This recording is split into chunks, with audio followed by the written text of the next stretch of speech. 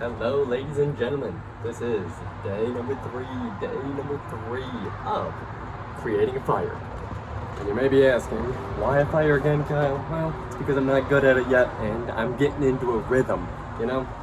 Once you get into a rhythm, it's something you want to keep going with it, so I'll have lots of time in the future to show you guys what I'm actually really good at, like riding, biking, triathlon stuff, working out. But for now, let's get right back into it, dive right into it. I also wanted to share some other things that I am pretty good at, and I would like to show you guys at some point, because I think it's pretty impressive.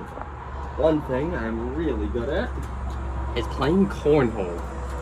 Whether or not most of you know, cornhole I feel is, it's fundamental with any hand-eye coordination game. I mean, in a lot of games in Survivor involve just hand-eye coordination, so it's like, give me a ball, give me a bag, give me something to throw, I'm probably gonna do pretty dang good. Give me a target.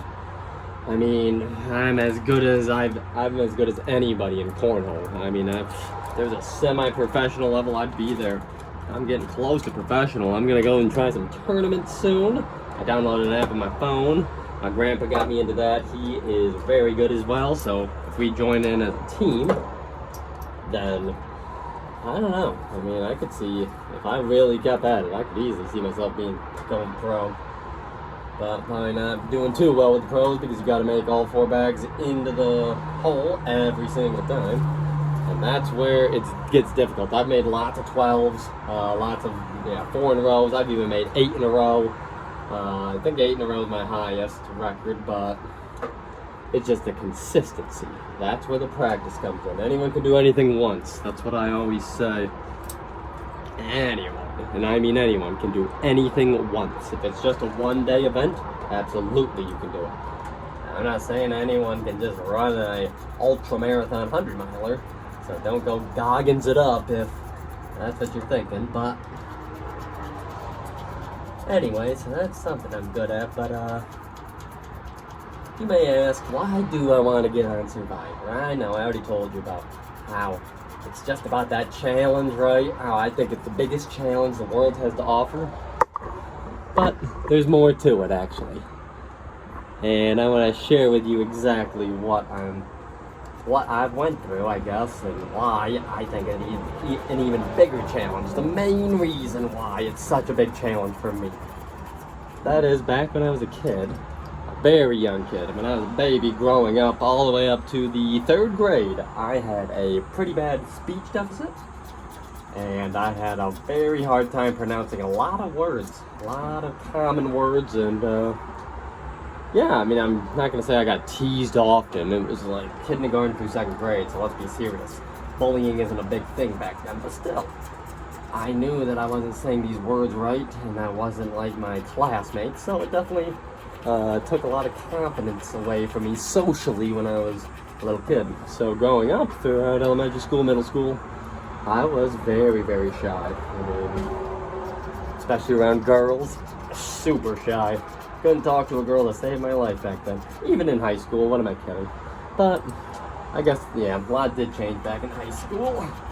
Anyway, so due to that whole speech deficit, and actually, if I just looking here, I just was cranking out that magnesium for a while. I got a ton of magnesium on that thing, so if I can just spark that thing, it's gonna be golden. This might be a quicker fire today. But anyway, so due to that speech deficit, my confidence in being social, I just, that's why Survivor is the biggest challenge for me. Because I need to prove to myself that I can make alliances, friends, easily. I have friends, and I believe I can make any friend pretty dang easy, I'm not gonna lie. But that's the thing with Survivor. I'm not sure, maybe I won't. Maybe I'll be deceived quicker than I think. Maybe I won't.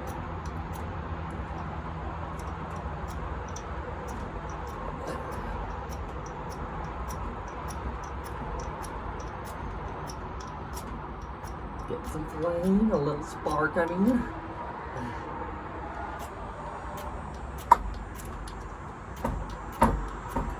And it's a bit of a warmer day out here, actually, a bit sunny. I'm not gonna lie, I'm probably gonna be building a sweat up here soon. But yes, I still believe I'm in amazing shape. So, just saying, this isn't for the weak, especially doing it every single day. I'm not giving up till I make a fire. So, I know this isn't exactly how it would be on Survivor either, but anyway, so Survivor is all about the social aspect. And I feel like I've mastered my social experiences. I've gained so many friends throughout college. I had 8 roommates, was in great touch with all of them.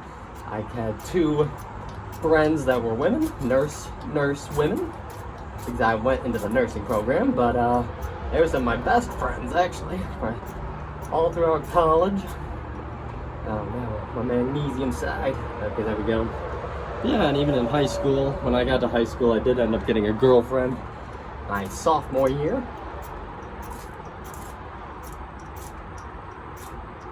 And then we ended up breaking up beginning of my senior year. Oh, wait.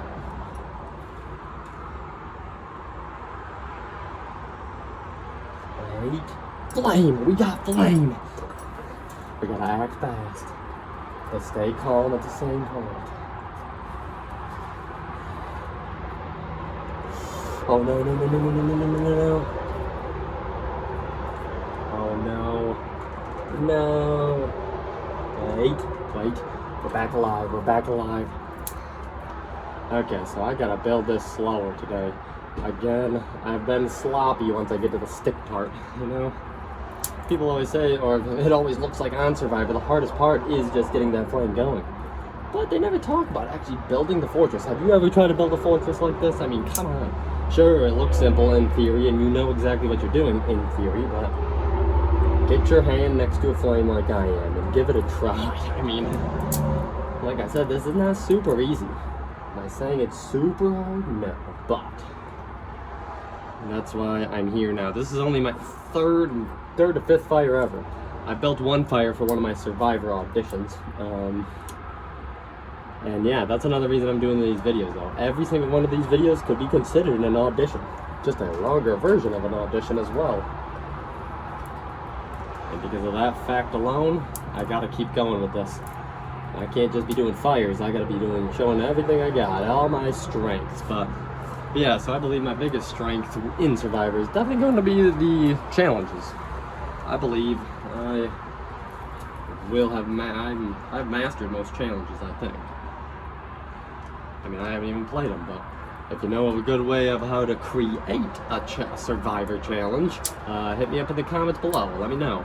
How do I create an easy Survivor challenge, or not an easy Survivor challenge, just a Survivor challenge, and that doesn't cost a ton of money. You know, this economy, it's 2025.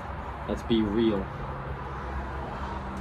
So anyway, yeah, due to my whole background as a child, it kind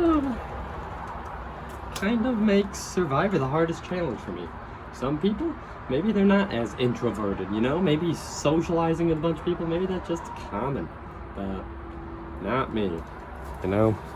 I'm a big time introvert, which is why even creating videos for me, this wasn't an easy decision, to say the least. Not at all, because I'm just so introverted.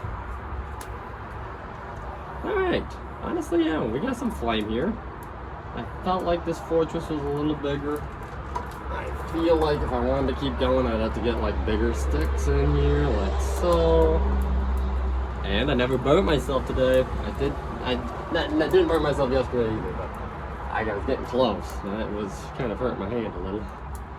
See, and then we get something like that. But yeah, I gotta keep letting you guys, reminding you all that I am still on my balcony. I live in an apartment complex, and there is technically a ceiling above me. It's about 10 feet above me, but I can't let this get too high, too smoky, too out of control. Yeah, honestly, this fire's kind of dying, but you know what? We gotta fight. Am I right? So, I'm gonna call it there. You know, I'm gonna keep. I gotta watch maybe I need to watch some more videos myself, or just keep practicing. But eventually, I will get better at the whole building that fortress. I need to start building it more compact, less widespread. I think my fire is just spreading out a little too much. But anyway, putting the fire out.